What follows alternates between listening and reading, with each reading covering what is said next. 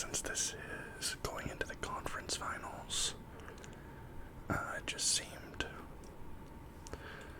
more pertinent to do this one first.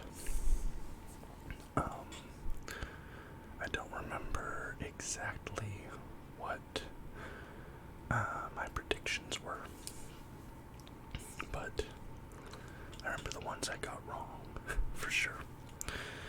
And, got these little Lindor chocolate truffles that I'll probably, at some point, be munching on, so let's get into the bracket real quick.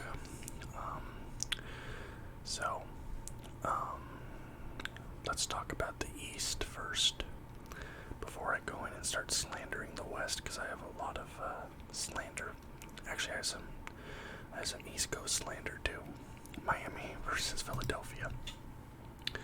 I predicted that Miami would win the series because Joel Embiid was going to miss the first 2 games, and he did.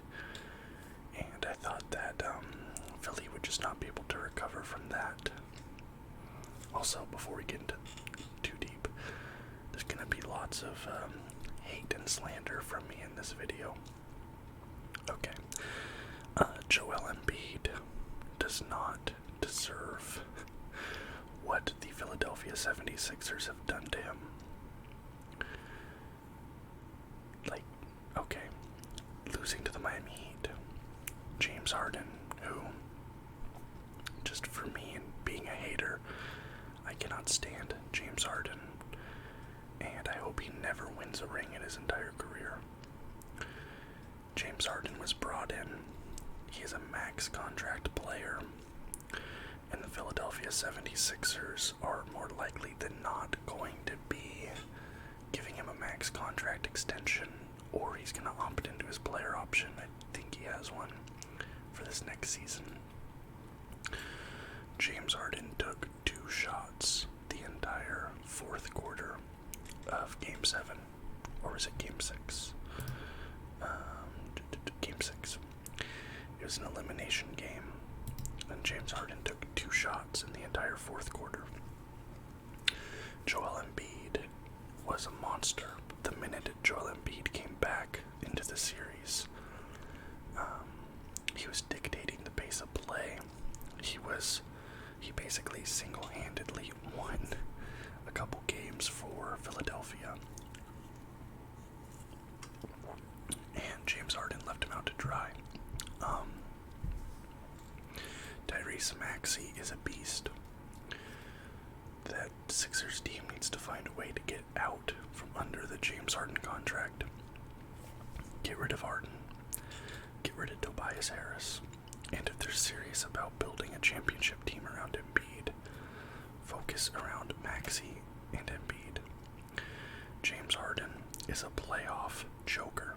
He cannot win a playoff game. He just cannot do it. James Harden is a good regular season player. He will never be a good playoffs player. And there was a lot of people warning the Sixers fans about that when they traded for him. Sixers fans were still super hyped, like, oh, we got Harden, we're going to win a ring. But people were like, guys, James Harden is not a ring-winning player, and he proved it in this series. Worse is Jimmy Butler basically rubbing it in Philadelphia's face, leaving the floor, saying, like, you chose Tobias Harris over me. Imagine having Joel Embiid, Tyrese Maxey, Jimmy Butler as your big 3. But the thing is, not only did they choose Tobias Harris over Jimmy Butler, they chose Al Horford over Jimmy Butler, and it's just insane why you would give up on that guy. Terrible front office management from the 76ers, but all the credit in the world to Miami. Like, that Heat culture that they've cultivated. Jimmy Butler is an absolute monster, and his mentality is infectious on that team. Sorry for my weird throat sound. Jimmy Butler's energy is infectious on that team, and you can tell that everybody there respects him. And, then he brought in guys like Lowry.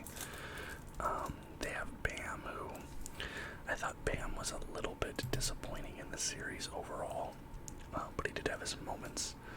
And they brought into the starting lineup Max Strauss,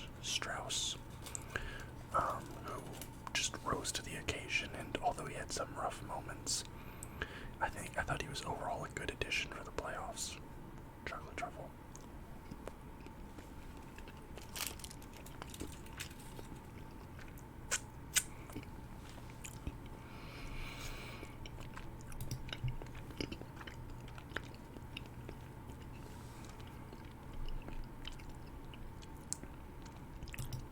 Now we have Milwaukee versus Boston. And I don't remember my prediction on this one. I think I might have gone Boston because of Chris Middleton being hurt. I want to believe that I said Boston because of Chris Middleton being hurt. But Boston takes it in 7, so it was a hard-fought series between two very evenly matched teams, in my opinion. And I thought Giannis Antetokounmpo, he was the best player in the series for either team, but Boston has gotten hot at the exact right time. And they are playing like a complete team. You can tell guys are trusting each other. They're leaning on each other. There's no doubt on that team. There's no finger pointing or anything like that. Boston just plays like a legit team. And the Bucks weren't doing that. Because you even saw in Game 7, Giannis had an amazing stat line in Game 7. I think it was it 20 rebounds or something? Hold on, let me look. Giannis, Game 7 stats, let's see. 25 points, 20 rebounds, 9 assists, 1 block, 2 steals in 43 minutes. That's insane. That is an all-time great stat line for the NBA playoffs, especially in a Game 7. But that individual greatness and him being the best player in the series was not enough to bring the Bucks to victory. It was almost enough. Like I said, they took it to 7. But actually, what was that final game? I think that final game was a bit of a blowout, wasn't it? Yeah, 81-109. Yeah, but when the Bucks were winning, they were winning in close games. But then when the Celtics would win, they would just blow them out. But Jason Tatum has really just been a beast this series. All the credit in the world to Jason Tatum and the Celtics. And I think they're going to be a tough matchup for the Heat. So my predictions for the Eastern Conference Finals, the Heat versus the Celtics, I think it's going to be really close. Because what you have right here is you have two teams that play like teams. They aren't being carried by a superstar, and these aren't super teams. And I think we actually might be seeing the end of the super team era. Hopefully. Maybe it's just wishful thinking, but with the fall of the Lakers, with the fall of Phoenix, which we'll get to later, I think we might be seeing, or the fall of Brooklyn as well, I think we might be seeing the end of the super team era in the NBA. Because in the Eastern Conference, you have two teams that their strength comes through them being strong teams and playing a good team game. I think it's going to be a very close series. I think it's going to 7 games, but I think the Celtics are going to edge it. I'm going to have to edit this. That's my prediction right now. I think the Celtics take the Eastern Conference Final in 7 games over the Miami Heat. That is my prediction.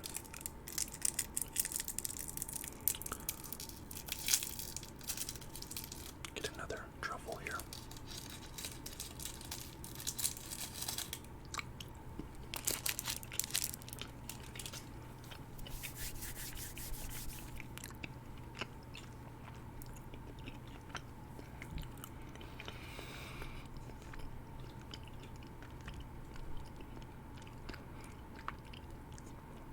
Okay, on to the Western Conference. Let's talk about Golden State first, because I'm going to have all sorts of slander for the Suns. Golden State beats the Memphis Grizzlies in 6 games. I think I predicted a Golden State sweep in this series, or maybe a gentleman's sweep, a 5-game series win. But Memphis actually put up a pretty good fight, especially because they were without Ja Morant in these final 2 games. Especially this one, they blew out the Warriors by almost 50 points here. And they did that without Ja Morant, which is insane. Nobody expected that to happen. And they averaged nearly the same amount of points as Golden State. And the difference came with the rebounds and the assists, so. Plus, Memphis is a younger team. So there is no shame for me in Memphis losing this series. They're without their best player for the end of it. They took it to 6 against Steph Curry, Klay Thompson, Draymond Green. You know, these fantastic, amazing. Those are 3 Hall of Fame players, multiple rings. And the Grizzlies took them to 6. Super proud of that Grizzlies team. They're young, they're hungry. They're going to be back next year. I expect them to probably do even better next year. Ja Morant with more experience. I do think they probably got to get rid of Dylan Brooks. Is that what I'm thinking of? Hold on. Dylan Brooks. Yeah. Yeah, Dylan Brooks was kind of just turning into a ball hog towards the end of that series. I know he put up a lot of points in that last game, but I don't know, his volume was way too much, in my opinion, and the ball would keep dying in his hands. So I don't think that they can be playing Dylan Brooks that many minutes if they want to be a contending team going forward. They're going to have to upgrade there, but on the Warriors side, obviously we know, Steph, Klay, Draymond, great guys, but Jordan Poole is continuing his fantastic play. He started to come into his own last season a little bit and come onto the scene, but he's kept that up, and he's even performed very well in the playoffs. Jordan Poole, like people are saying he's the 3rd Splash brother, but then Gary Payton II. Dude is a former Trailblazers Summer League player, son of Gary Payton, obviously. Seattle Supersonic, great. And he's been amazing to watch. You have this guy who is a career G League guy who's now coming in and making an impact in the NBA playoffs on the defensive side of the ball and with his physicality. And I love watching Gary Payton's game. He's a fantastic, inspirational success story. So, just a great series overall, Golden State versus Memphis. And no shame to Memphis, they'll be back. Congrats to Golden State, they are a fantastic team this year. Alright, let's get into Phoenix and Dallas. Here comes the slander. Here comes the absolute slander. I hate Chris Paul. I will never make a secret about that. I do not like Chris Paul. I've never liked Chris Paul. Let me see if I can find the stat real quick about Chris Paul. But yeah, Chris Paul, he has cemented his legacy as a joker. This is the 5th 2-0 series lead of Chris Paul's career that he has blown. For 5 times in Chris Paul's career, he has had a 2-0 series lead and gone on to lead the series, or to lose the series. That is the most of any player in NBA history. Chris Paul is officially the biggest choke artist in NBA history, and that is his legacy. No ring, biggest choke artist in NBA history, and I'm glad, because like I said, I cannot stand Chris Paul, so I'm glad. And let's talk about what a terrible playoff performance he had in this series, by the way. Chris Paul completely disappeared this series. He was getting absolutely cooked by Luka, by everybody, by Jalen Brunson, and Patrick Beverley was all over him today on the talk show circuit. Patrick Beverley saying that Patrick Beverley called him Cone Ball because he said that he's no better than those training cones that they use in practice on defense. Says that he can't guard anybody in the NBA. Patrick Beverley was going off. But here's the thing. I was kind of rooting for the Suns coming into this game. I predicted the Suns to win this series, and I always have liked Phoenix. Even though I'm a big Luka Doncic fan, the Mavericks are my second favorite team in the NBA. I thought that the Suns were a fun team, and I want them to get another shot at the title.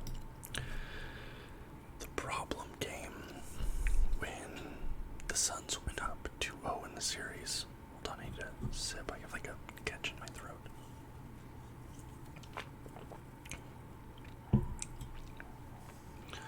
The Suns went up 2-0 in the series, and then immediately became unlikable. Like immediately. I don't know how it happened. Let's see, it was these. Yeah, they had these 2 games here, these 2 blowouts. And immediately the Suns players and fans became just unbearable. And it went back to this comment that LeBron made, where he said something like, you guys are acting like you've won something, but you haven't won anything. And the Suns had this very front runner attitude about them. They got very cocky. They started wearing like all black to the games, because it's like, oh, it's a funeral. And then Devin Booker was like, started making those comments like, oh, the Luka special, like referring to Luka flopping or whatever, when Devin Booker flops all the time.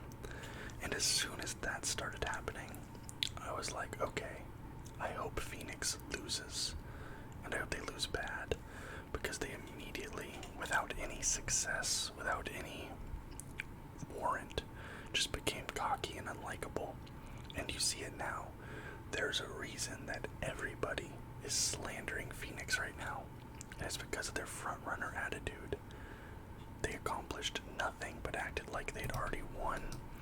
They were acting like the championship was basically a lock for them, and it blew up in their face.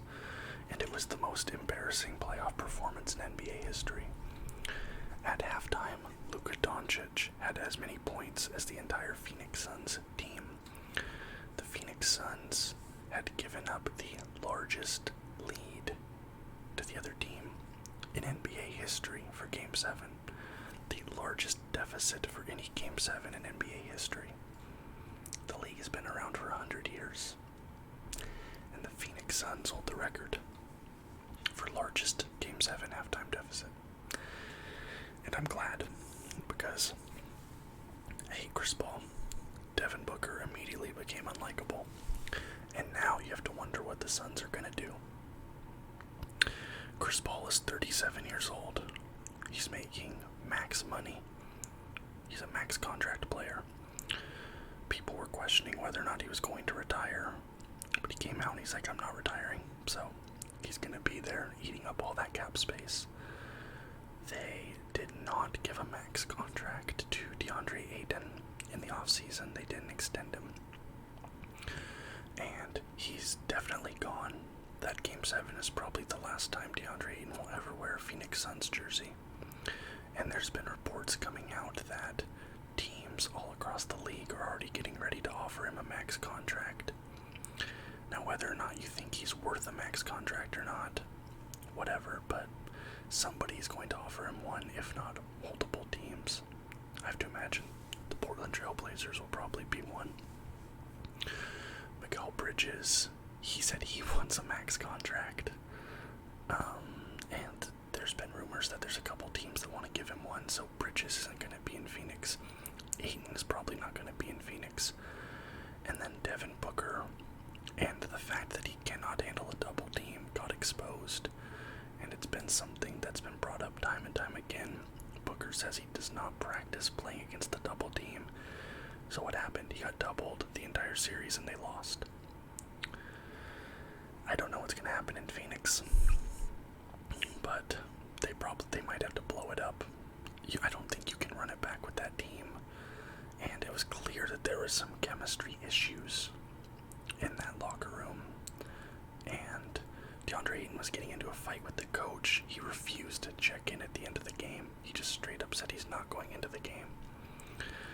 And so you kind of have to think they're probably going to have to blow that team up. Who knows if Devin Booker's going to be there. There's rumors he wants to go to Miami. This time next year, the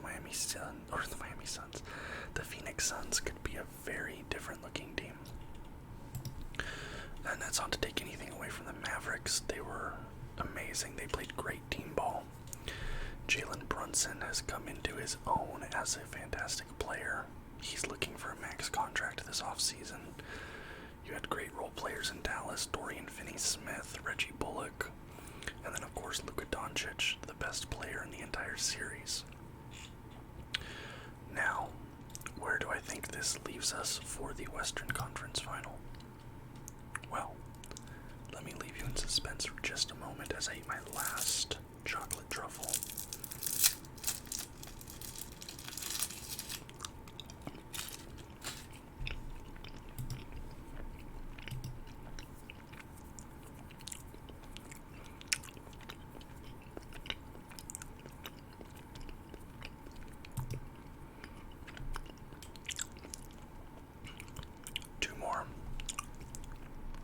Two more pieces of slander I want to get into.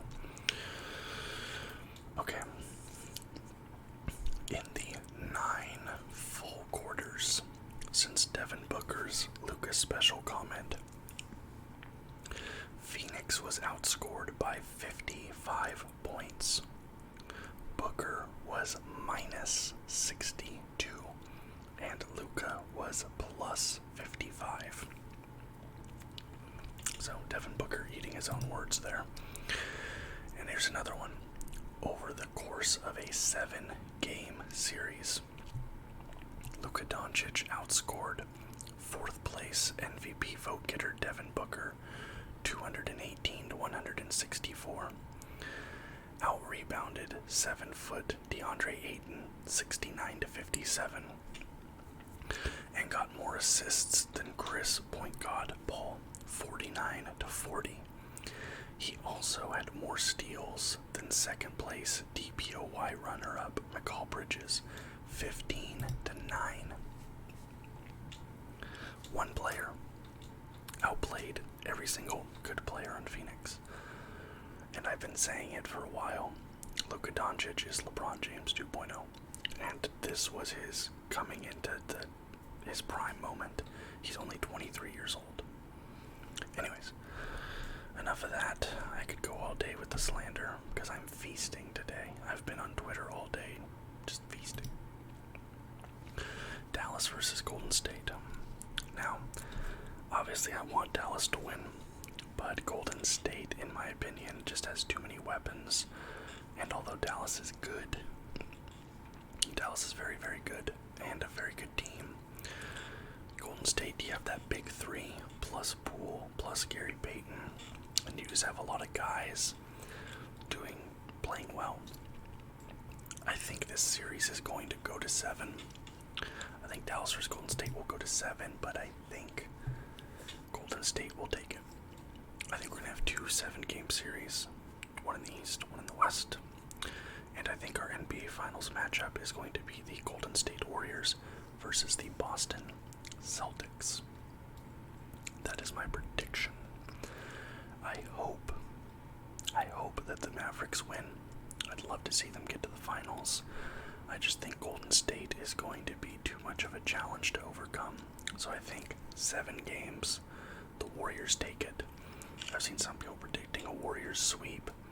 I don't think that's going to be the case, but I do think it's going to be a good series. But I just think Golden State has too much.